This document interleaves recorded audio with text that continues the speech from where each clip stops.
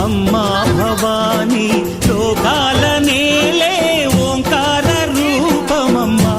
తల్లిని మహిమల్ని చూపవమ్మా